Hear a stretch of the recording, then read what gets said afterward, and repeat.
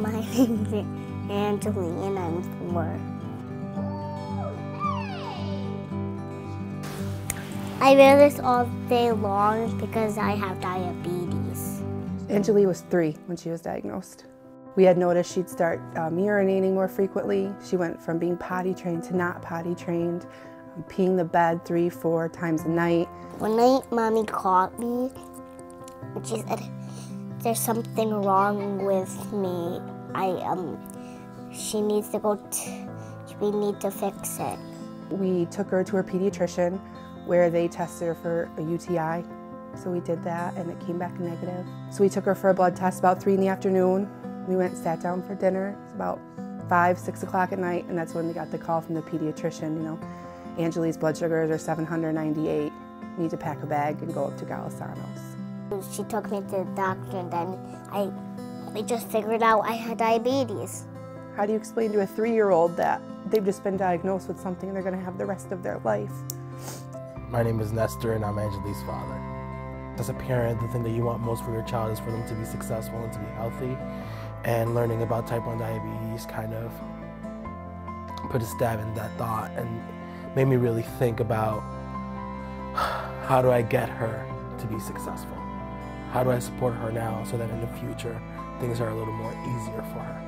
I want people to know about my great families in my life. Angeline's diagnosis with type 1 diabetes impacted our family in the sense that our whole world was shifted. It changed it to the fact that now it's like we have to plan ahead. Is the bag packed? Is the insulin there? Is the glucagon there? As a parent, you wonder, is your child going to be able to do the same things that they were before? Sorry. And I think that's what changed the most in our life, was just always that second guessing.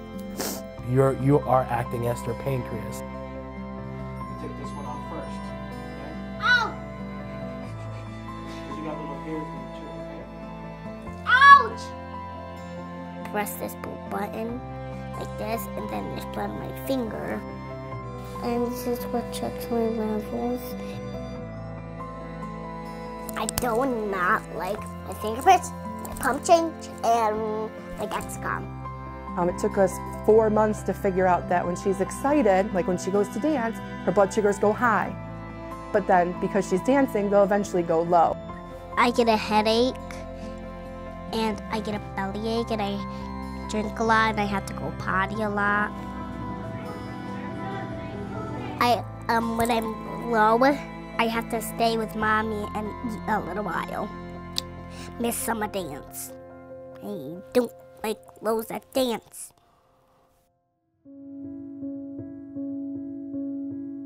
I'm afraid of my parents don't hear my alarm in the middle of the night and I need a big shot. It makes me feel tired because I'm just thinking about it and I can't stop thinking about that. I can't go to sleep. I think that a lot of dads can relate in that you are put in this world to protect your family, care for them, and this is just so out of my reach that I feel defenseless. I want my diabetes to go away.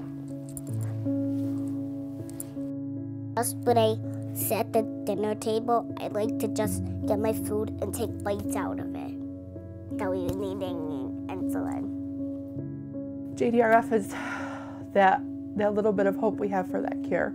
I remember them being one of the first groups to reach out to us and just being like, what can we do for you? We're here, we know that it's hard. The hardest thing is knowing that she's going to live with it for the rest of her life. Is it going to be her that her kidneys are going to fail? Is it going to be her that has poor circulation? Is it going to be my child that has a heart attack when they're out playing sports? She's just still a regular kid. She just has an underlying disease that affects the way she sees things and the way she lives, but she's still able to do all the other things that any typical child can do. She's still Angeline. She's still a firecracker personality who runs around the house, and at 4, I think she knows she's a little different, but she doesn't care. If we don't all band together and work for a cure, that it's not going to happen. So when people ask, can you donate this $1 or do this, it's for kids like Angeline.